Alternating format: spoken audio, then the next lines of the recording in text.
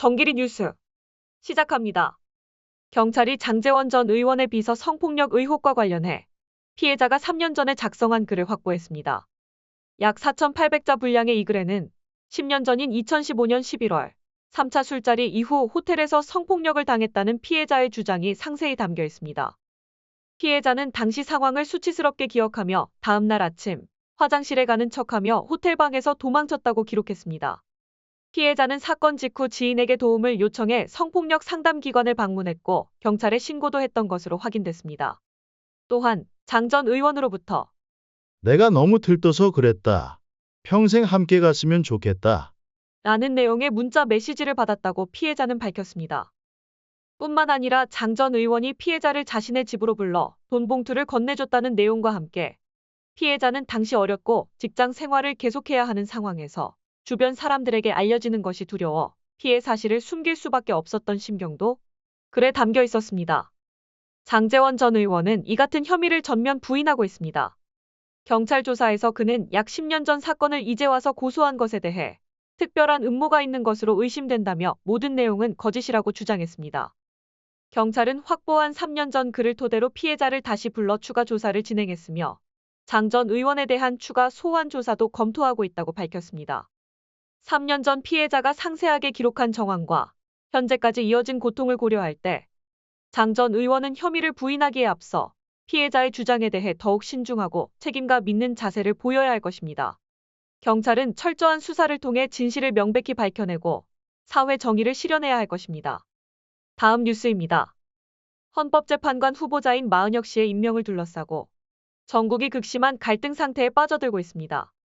더불어민주당은 한덕수 대통령 권한대행에게 4월 1일까지 마은혁 후보자를 임명할 것을 요구하며 이행하지 않을 경우 중대한 결심을 하겠다고 경고했습니다. 박찬대 원내대표는 윤석열 복귀 프로젝트를 멈추고 마은혁 재판관을 4월 1일까지 임명하십시오. 그때까지 헌법 수호 책무를 이행하지 않는다면 민주당은 중대한 결심을 할 것입니다. 라고 강조했습니다. 민주당 초선 의원들은 더 나아가 한 권한대행뿐만 아니라 다른 국무위원들까지 연쇄 탄핵할 가능성을 언급하며 압박의 강도를 높였습니다. 이에 대해 국민의힘은 즉각 반발하고 나섰습니다. 권성동 원내대표는 민주당의 이러한 움직임을 내란을 획책하고 제2의 계엄을 염두에 둔 발언이라며 이재명 대표를 포함한 민주당 의원들을 내란 선동죄로 고발하겠다고 밝혔습니다.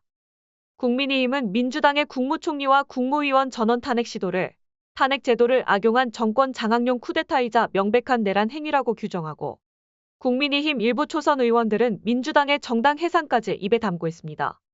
앞서 헌법재판소는 최상목 전 권한대행의 마은혁 후보자 임명 보류가 국회의 헌법재판소 구성권을 침해하는 위법한 행위라고 결정한 바 있습니다.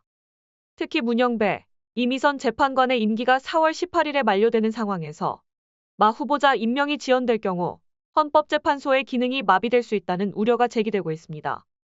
민주당은 마은혁 후보자 임명 지연이 윤 대통령 복귀를 위한 의도적인 전략이라고 의심하며 강경한 입장을 취하고 있는 것으로 보입니다. 논평입니다.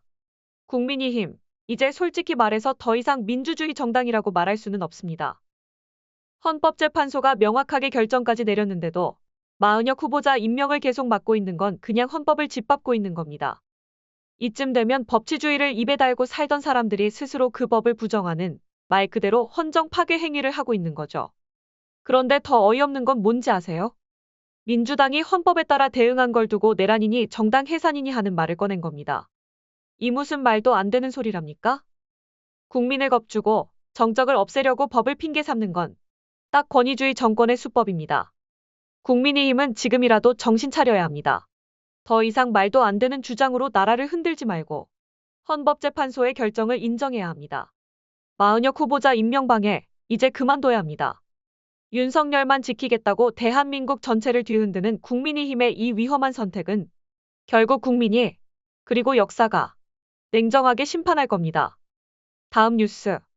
이젠 천주교 사제와 수도자 3,200여 명까지 윤석열 대통령의 파면을 촉구하는 대규모 시국선언을 발표했습니다. 6명의 교구장을 포함한 천주교 성직자들은 헌법재판소에 대통령 탄핵 심판에 신속하고 올바른 결정을 내려줄 것을 강력히 촉구했습니다.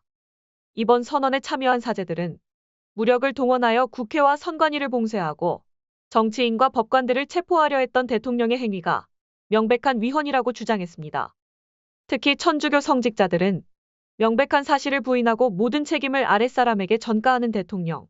그 대통령의 헌법 수호 의지를 신뢰할 수 없으며 그의 파면이 국익에 부합한다. 라고 강조했습니다. 또한 한덕수 국무총리가 탄핵 심판을 존중하라고 국민들에게 훈계하듯 말하면서 정작 본인은 헌법재판관 임명을 지연시키는 이중적인 행태를 보인다고 비판했습니다. 한편 더불어민주당은 4월 1일까지 마은혁 헌법재판관 후보자의 임명을 촉구하며 그렇지 않을 경우 중대 결심을 하겠다고 밝혀 긴장감이 고조되고 있습니다. 천주교 정의구현사재단은 과거 독재 정권에 맞서 민주화 운동에 적극적으로 참여했던 역사적 배경이 있으며 2023년부터 윤석열 정부 퇴진을 촉구하는 시국기도회를 전국적으로 진행해왔습니다. 논평. 지금 국민들은 가슴에 불을 안고 삽니다. 정의를 외치고 헌법을 지키라 외치고 있어요. 이 정도면 하늘이 들썩일 정도인데 헌법재판소는 도대체 왜 이렇게 머뭇거립니까? 명백한 위헌이 눈앞에 있는데도 결정을 미루는 건 정의를 외면하겠다는 겁니다. 정의가 늦어지면 그건 정의가 아닙니다. 지금 헌재가 하고 있는 건 국민을 무시하는 거고 우롱하는 거예요. 3,000명이 넘는 성직자들까지 거리로 나섰습니다. 이 정도면 민심의 거대한 경고입니다. 판결을 더 미루면요, 그건 헌재 스스로 권위를 내던지는 겁니다. 역사와 국민 앞에서 그 책임을 감당할 수 있겠습니까? 국민은 지금 당장 정의로운 판결을 원하고 있습니다. 지금이 바로 그때입니다.